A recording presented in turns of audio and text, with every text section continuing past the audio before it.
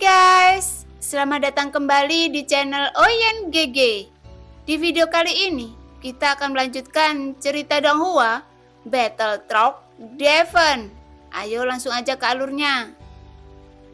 Dan sosok ini seharusnya orang-orang kuno yang mati, tetapi ada yang belum mati. Seperti apa yang dikatakan Jiu Ying sebelumnya.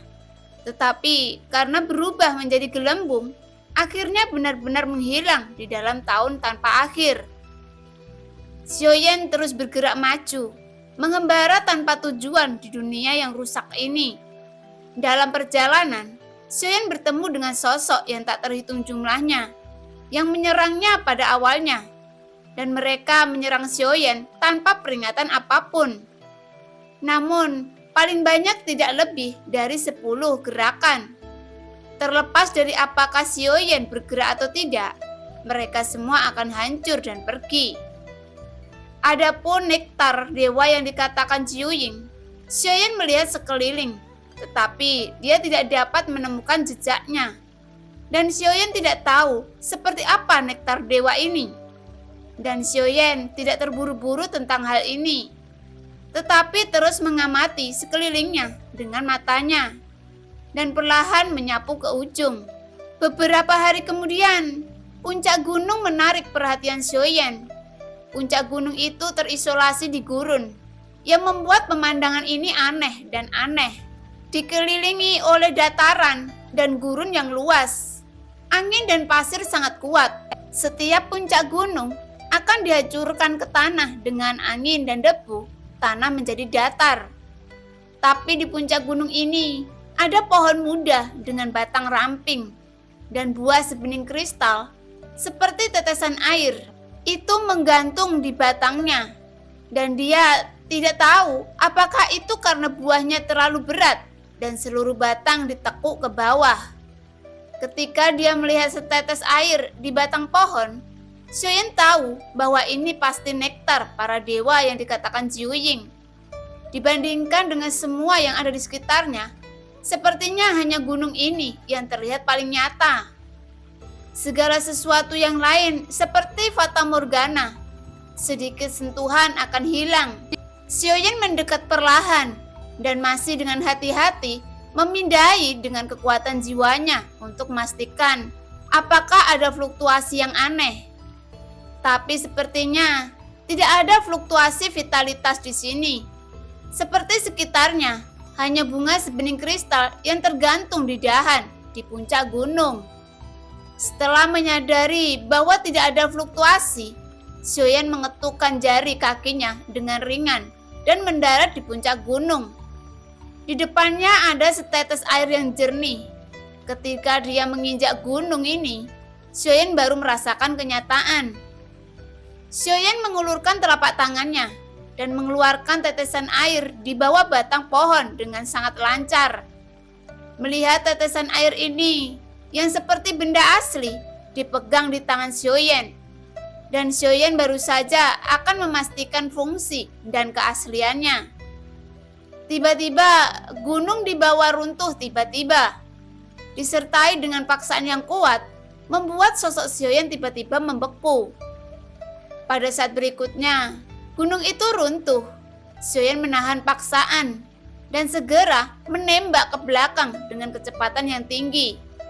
Pada saat yang sama, sebuah sosok menjarah dari gunung yang runtuh. Pakaiannya yang compang-camping sepertinya telah membusuk. Memegang pisau panjang berkarat, meraung ke arah Xiaoyan. Xiaoyan dengan tenang mengeluarkan 8 penguasa berat Xuan. Segera api dan guntur mengalir ke dalamnya, dan dengan paksa mengguncang pisau panjang di tangan sosok yang mengaum itu. Lautan api dan guntur dicurahkan, dan pada saat yang sama, sosok Xiaoyan juga terkejut, dan dia langsung didorong mundur olehnya. Namun, yang lebih mengejutkan Xiaoyan, sosok ini berbeda dengan sosok yang pernah dia temui sebelumnya. Dan kekuatannya lebih dari 1,5 bintang lebih kuat. Tetapi di tubuhnya, Xiaoyan tidak bisa merasakan jejak fluktuasi genesis Qi. Pisau di tangan orang ini juga luar biasa. Xiaoyan melihat sosok di kejauhan dan mengira dia akan terus mengejar Xiaoyan. Tetapi dia tidak menyangka bahwa ketika sosoknya berbalik, dia lari menjaga jarak. Tidak apa-apa menyerang, tetapi pelarian ini membuat mata Xiaoyan tiba-tiba menyusut. Karena semua orang yang dia temui sebelumnya tidak memiliki kebijaksanaan dan sosok ini jelas berbeda. Hah? Ingin melarikan diri? Xiaoyan ragu, melambaikan tangannya. Cahaya berkedip, tapi puncak gunung muncul di udara dan langsung menekan sosok itu. Wu Xiangfeng. Ini adalah harta yang diberikan kepadanya oleh beberapa saudara senior Xiaoyan yang tersisa. Jenis penggunaan pertempuran ini adalah yang paling cocok. Dengan masuknya energi asal Xiaoyan, Wu Xiangfeng dengan cepat meluas hingga ratusan kaki. Duar! Dengan suara berat, Wu Xiangfeng menekan sosok itu. Duar! Ada suara teredam, dan kilatan cahaya dingin menembus puncak Wu Xiang dalam sekejap. Dan itu terpotong menjadi dua bagian. Untungnya, tubuh utamanya tidak rusak. Dengan lambaian tangan Xiaoyan, induk seukuran telapak tangan puncak Wu Xiang, dan tubuh itu disapu kembali ke telapak tangan Xiaoyan. Orang ini sepertinya tahu bahwa dia dikalahkan oleh Xiaoyan. Jadi dia melarikan diri dengan sangat cepat. Tetapi Xiaoyan ingin mendapatkan informasi tentang tempat ini darinya. Dan yang terakhir, melarikan diri dengan panik. Dan Xiaoyan juga mengejarnya tanpa henti. Xiaoyan mengikuti di belakang orang ini. Sebenarnya Xiaoyan bisa mengejarnya dengan kecepatan penuh. Tapi Xiaoyan tidak melakukan itu, melainkan mengikutinya perlahan dan tidak tergesa-gesa. Xiaoyan ingin melihatnya, kemana orang ini ingin melarikan diri. Karena Xiaoyan menemukan bahwa orang ini tampaknya tidak menghindari Xiaoyan. Ini lebih seperti dia punya obsesi, dan dia harus pergi ke suatu tempat. Setelah mengikuti orang ini selama beberapa hari, ketika Xiaoyan mengangkat kepalanya dan melihat ke atas, pupil Xiaoyan tiba-tiba menyusut. Dan ketika dia melihat sekeliling, ada ribuan puncak gunung berayun seperti sebelumnya. Di atas puncak gunung ini, ada juga batang pohon yang ditekuk oleh tetesan air. Dan sosok itu bergegas ke kelompok puncak gunung. Tetapi Xiaoyan tidak terburu-buru mengejarnya. Lagi pula, orang ini tidak penting lagi. Jika setetes air ini adalah nektar dewa yang disebutkan oleh Jiuying, maka ada ribuan di sini. Tetapi Xiaoyan mengerti bahwa yang tampak besar dan menjulang tinggi ini bukanlah gunung.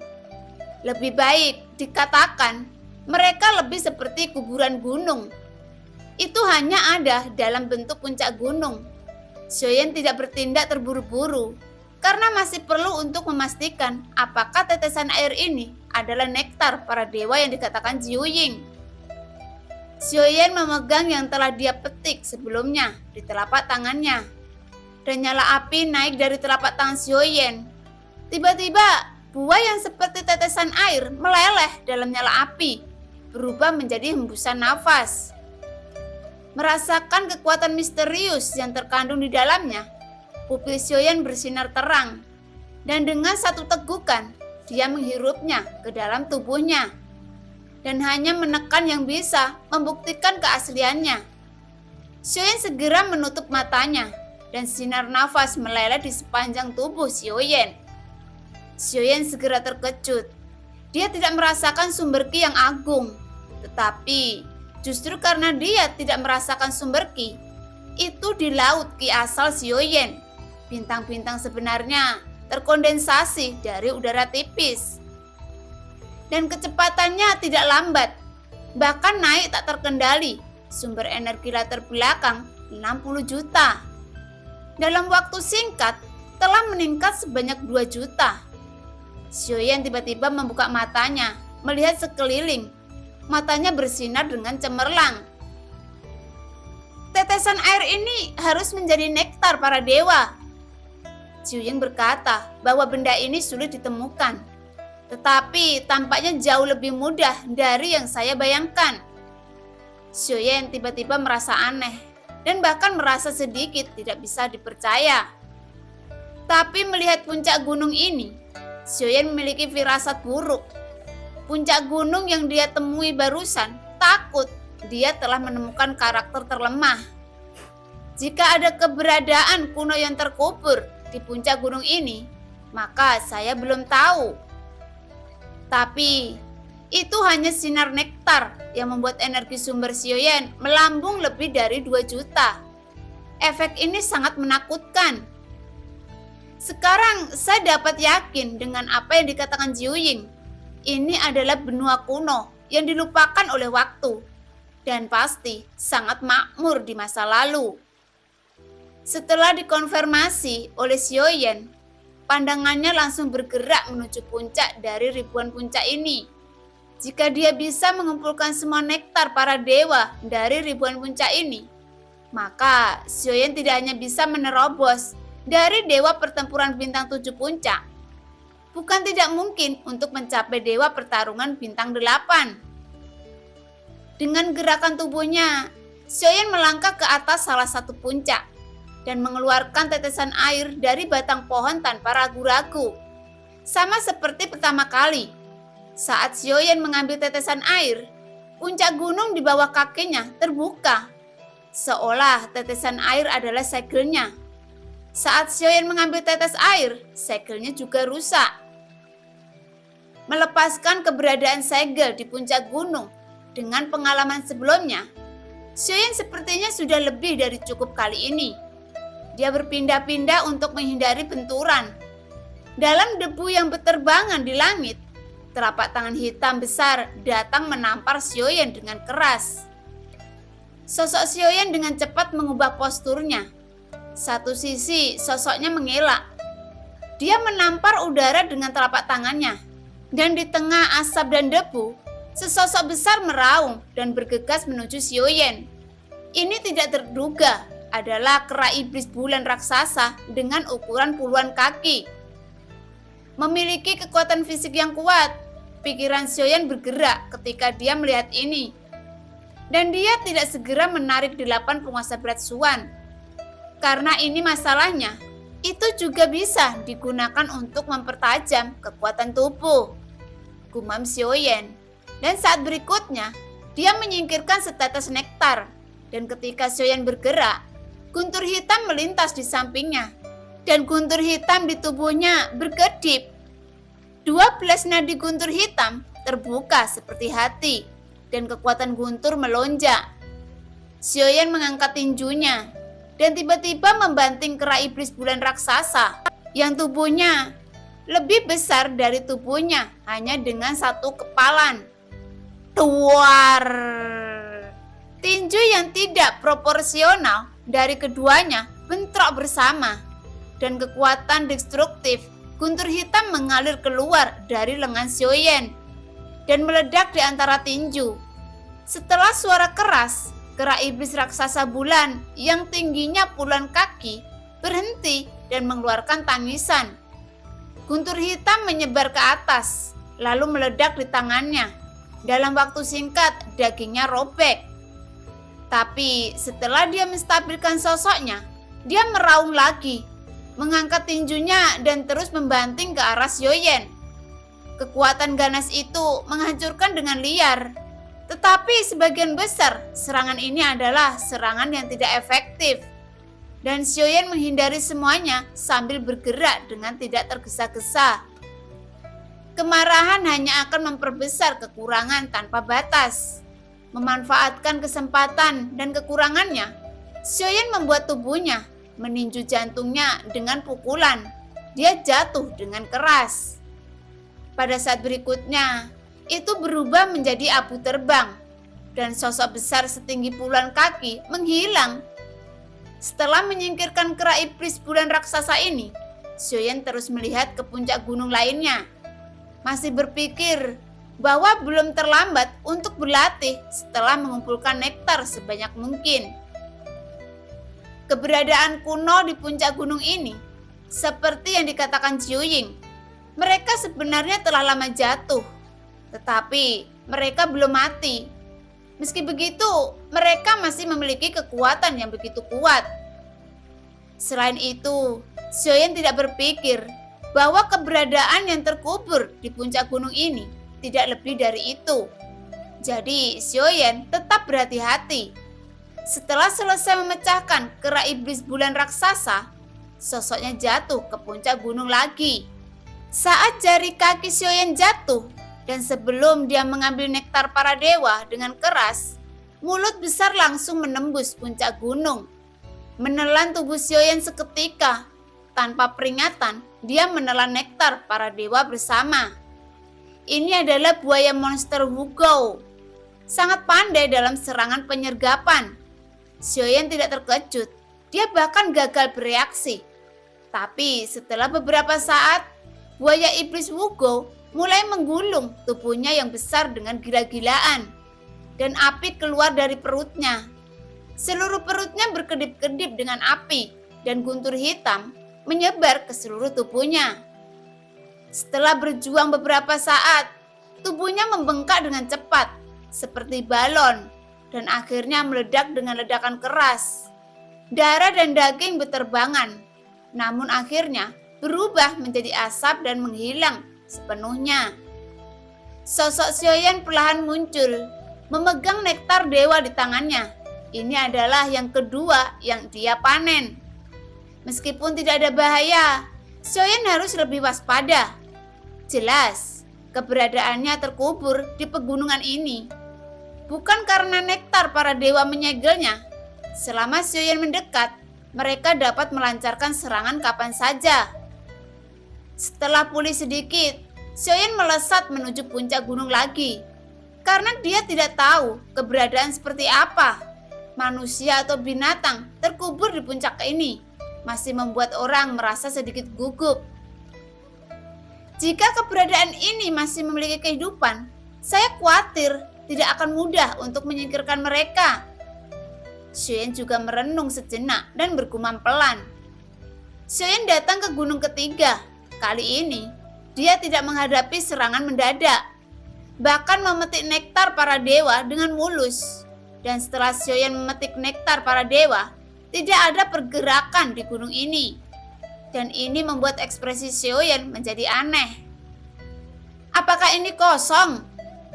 Xiaoyan mengangkat alisnya. Tetapi jelas tebakan ini salah. Tapi gerakannya datang beberapa saat kemudian.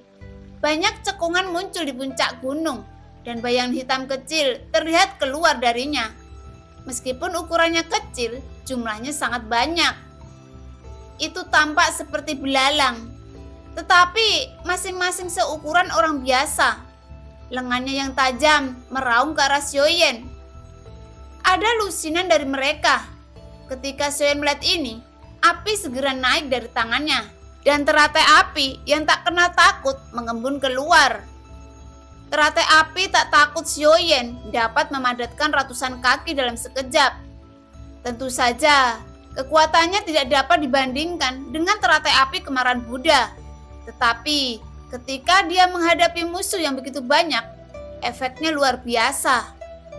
Duar-duar!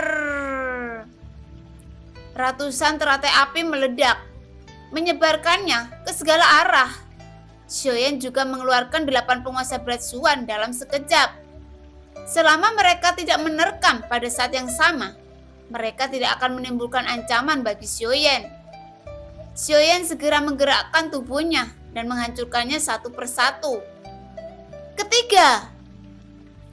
Setelah menyelesaikannya, Xiaoyan bergumam. Meskipun makhluk kuno ini kuat, mereka masih bisa ditangani oleh Xiaoyan dan tidak ada kesulitan. Tetapi setiap kali musuh berbeda, metode yang dibutuhkannya juga berbeda. Hanya dalam waktu singkat, Xiaoyan memanen 3. Tentu saja ini masih sangat dini untuk tujuan Xiaoyan. Jika tidak ada kecelakaan, Xiaoyan akan menghitung semuanya. Untuk memastikan tidak ada bagian dari baju besi yang tertinggal, setiap orang yang datang telah datang dan selalu kembali dengan imbalan penuh.